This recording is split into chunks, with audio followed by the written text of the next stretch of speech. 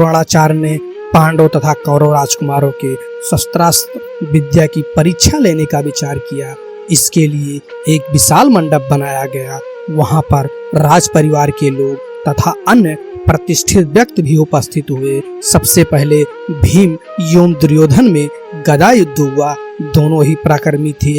एक लंबे अंतराल तक दोनों के मध्य गदा युद्ध होता रहा, किंतु हार जीत का फैसला न हो पाया। अंत में गुरु द्रोण का संकेत पाकर अश्वत्थामा ने दोनों को अलग कर दिया। गदा युद्ध के पश्चात अर्जुन अपनी धनुर्विद्या का प्रदर्शन करने के लिए आए। उन्होंने सबसे पहले अग्नेयास्त्र चलाकर भयंकर अग्नि उत्पन्न किया, फिर वरुणास्त्र चलाकर जल की वर्षा की, जिससे प्रज्वलित अग्नि का शमन हो गया। इसके पश्चात उन्होंने वायु अस्त्र चलाकर आंधी उत्पन्न किया तथा पार्जन्य अस्त्र से बादल उत्पन्न करके दिखाया। यही नहीं, अंतर्ध्यान अस्त्र चलाकर वहां पर उपस्थित लोगों की दृष्टि से अदृश्य होकर सभी को आश्चर्य में डाल दिया। वहां पर उपस्थित समस्त जन उनकी धनुर्विद्या की प्रशंसा करने लगे। अचानक उसी समय एक सूर्य के समान प्रकाशवान योद्धा हाथ में धनुष लिए रंगभूमि में उपस्थित हुए।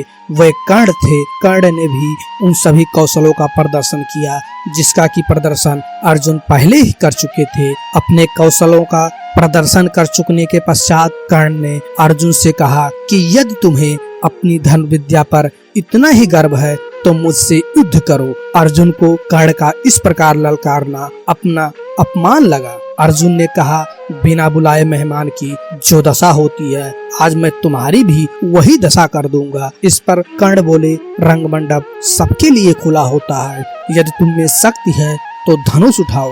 उसके इस विवाद को सुनकर नीति मर्मज्ञ कृपाचार्य बोल उठे, कर्ण, अर्जुन कुंती के पुत्र हैं, वह अवश्य तुम्हारे साथ युद्ध के लिए प्रस्तुत होंगे, किंतु युद्ध के पूर्व तुम्हें भी अपने वंश का परिचय देना होगा, क्योंकि राजवंश के लोग कभी नीच वंश के लोगों के साथ युद्ध नहीं करते।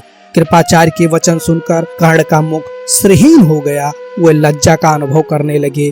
कर्ण की ऐसी हालत देखकर उसके मित्र दुर्योधन बोल उठे, हे गुरुजनों एवं उपस्थित सज्जनों, मैं तत्काल अपने परम मित्र कर्ण को अंग देश का राजपद प्रदान करता हूँ। कर्ण इसी क्षण से अंग देश का राजा है। अब एक देश का राजा होने के नाते उन्हें अर्जुन से युद्ध का अधिकार प्राप्त हो गया है। दुर्योधन की बात सुनकर भीम कर्ण से बोले, भले ही तुम अब राजा हो गए हो, किंतु हो तो तुम सूत पुत्र ही। तुम तो अर्जुन के हाथों मरने के भी योग्य नहीं हो। तुम्हारी भलाई इसी में है कि शीघ्र जाकर अपना घोड़े तथा रथ की देखभाल करो। वाद विवाद बढ़ता गया और वातावरण में कटुता आने लगी।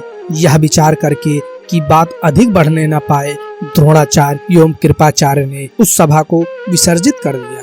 अगर ये कहानी आपको अच्छी लगती है, प्लीज लाइक करें, शेयर करें और इस चैनल को सब्सक्राइब करके अपने भाई का सपोर्ट करें। जय माता दी, जय श्री कृष्णा, जय श्री राम, जय हिंद दोस्तों।